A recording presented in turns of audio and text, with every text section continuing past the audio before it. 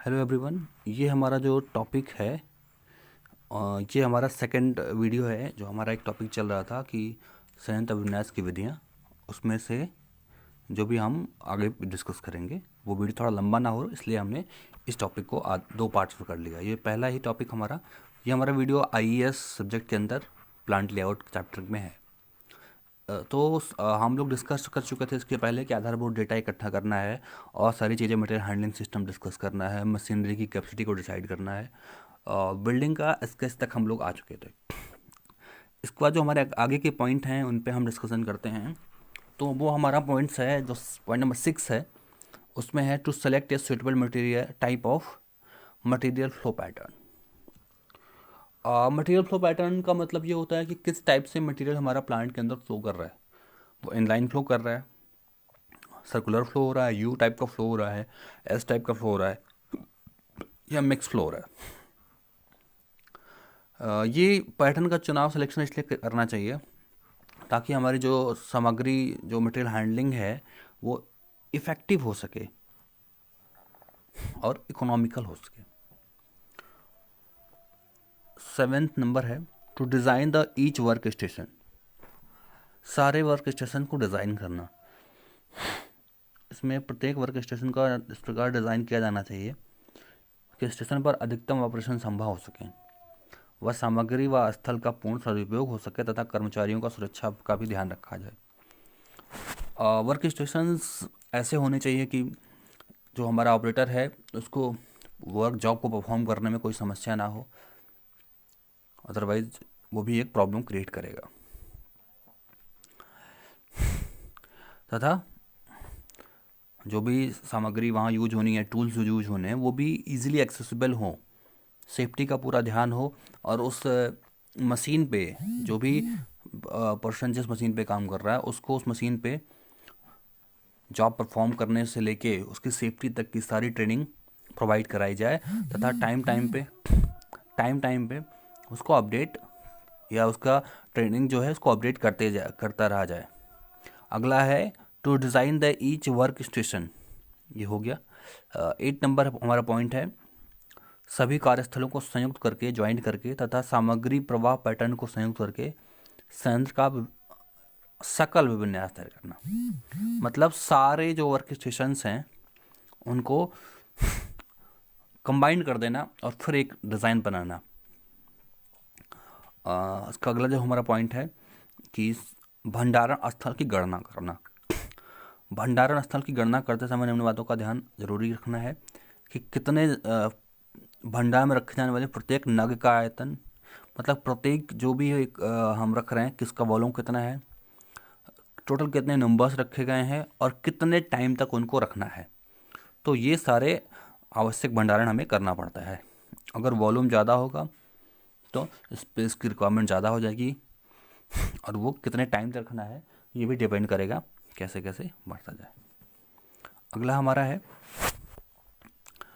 प्रत्येक कार्यस्थल का फ्लो डायग्राम खींचना व उसकी स्थिति को नक्शे में अंकित करना।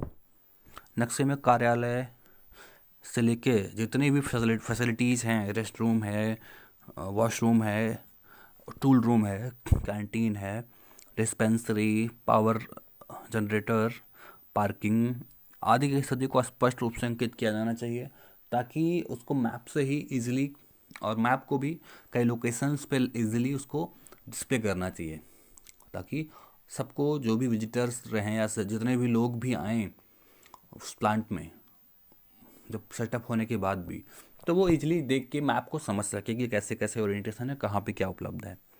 और ये जब स्टार्ट में बन जाता है एक, तो हमें पूरा का पूरा होल एंड सोल गाइड मिल जाता है कि क्या करना है, कैसे कैसे प्लांट का आगे। टेम्परेरी तथा मॉडल्स का उपयोग करते हुए मास्टर लेआउट तैयार करना। और अगला है जो लास्ट जो जो डिज़ाइन बन रही है प्लांट लेआउट की, उसकी जांच करना। और जांच निम्नलिखित बातों पर डिपेंड करती है। पहला है बिल ऑफ मटेरियल और किसमें क्या क्या पार्ट्स बन रहे हैं। सेकंड है प्रोडक्ट ड्राइंग, और उसके बाद है man power requirement, assembly and operation process chart, equipment requirement, all estimated expenses, approval of plant layout. तो ये सारी बातें जो थी इसके ऊपर अब हमें बात करनी है अप्रूवल ऑफ प्लांट लेआउट। जब हमने सारा डेटा प्रोसेस कर लिया, सारी चीज़ें हो गई, तो हम अब जो हमारा प्लांट लेआउट बना है उसको अप्रूवल के लिए जाते हैं। अप्रूवल में हमें क्या करना है कि हमें जो भी हमारी लोकल अथॉरिटीज़ हैं, चाहे वो इंडस्ट्रियल डेवलपमेंट अथॉरिटी हो, चाहे वो कोई हमारा जो भी हमारी जिसके अंडर भी हमारा प्लांट आ रहा है, हमें उस मैप को डिफरेंट एजेंसीज़ या डिफरेंट जो हमारे चाहे इन्वामेंटल वाले पोल्यूशन वाले लोग हों या किसी भी ऑफिस में हमें अप्रूवल के लिए फायर सेफ्टी वाले भी जो लोग हैं या जो भी कोई अगर हमें उसमें कुछ भी बोर्ड से जो भी गवर्नमेंट से रिलेटेड संस्थाएं हैं उनसे अप्रूवल लेना होता है और उनके कुछ सर्टन गाइडलाइंस नॉर्म्स हैं। तो हमें वो नॉर्म्स और वो गाइडलाइंस को भी हमें ये देखना होता है कि क्या हमारा प्लांट जो हमारा डिज़ाइन बन रहा है फाइनल, क्या वो उसको फुलफ़िल कर रहा है कि नहीं कर रहा है। हम इन मुद्दों को भी ध्यान में रखते हैं कि हमारा जो प्लांट लेआउट बने या फाइनल डिज़ाइन बने, वो जो गाइडलाइंस हैं, चाहे वो सेफ्टी की गाइडलाइंस हों, चाहे वो पोल्यूशन की गाइडलाइंस हों, चाहे वो जो भी गाइडलाइंस हों, उनको कितने लेवल तक फॉलो कर रहे हैं, और हमें उन सब चीज़ों को भी उसमें इनकॉर्पोरेट करना होता है। तो अगर हम ये गाइडलाइंस को फॉलो नहीं करेंगे तो ऑब्वियस सी बात है हमें अप्रूवल नहीं मिलेगा। तो हम उन गाइडलाइंस को फॉलो करते हैं या उसको इनकॉर्पोरेट करते हैं और हमें अप्रूवल के लिए हम तब जाते हैं। और आखिरी है, जब हम अप्रूवल जो हमें जो भी लेआउट में अप्रूवल मिला है, हमको एग्जैक्टली विदाउट एनी अल्टरनेशन, बिना किसी छेड़छाड़ के हमें सब कुछ वैसे प्रॉपर तरीके से इसको इंस्टॉल करना होता है। और ये हम ऐसा क्यों करते हैं, क्योंकि जिस भी हमें लेआउट का अप्रूवल मिला है, अगर उसमें हम कोई छेड़छाड़ करते हैं जो हमारा फाइनल लेआउट है, तो कहीं ना कहीं हमको अथॉरिटीज़ से भी प्रॉब्लम हो सकती है और जो फैसिलिटीज़ हमने पहले सोच रखी है उसमें भी दिक्कत हो सकती है। तो फाइनल जो हमारा बन रहा है उसको हम स्थापना हेतु सभी उत्पादन व सेवा स्टेशनों, वर्क स्टेशंस, उपकरण, मशीनरी, वर्क बेंच तथा ऑफिस इत्यादि को विधिवत उसको बनाना चाहिए, उसको जो मेकिंग हो उसको सुनिश्चित करने की यही बनेगा।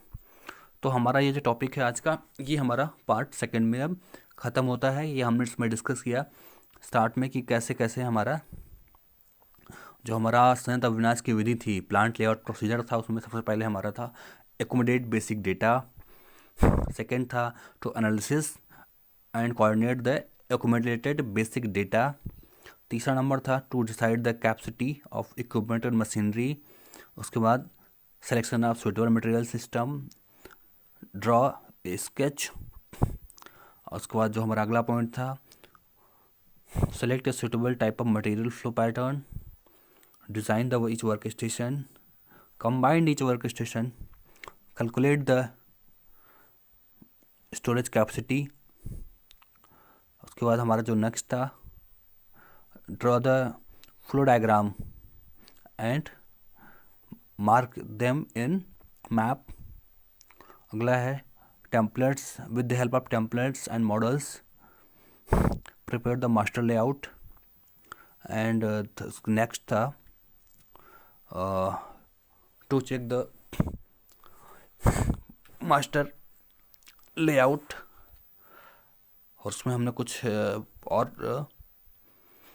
पॉइंट्स सब पॉइंट्स डिस्कस किए, जैसे bill of materials, product drawing, man power requirement, assembly and operation process, equipment requirements, all estimated expenses.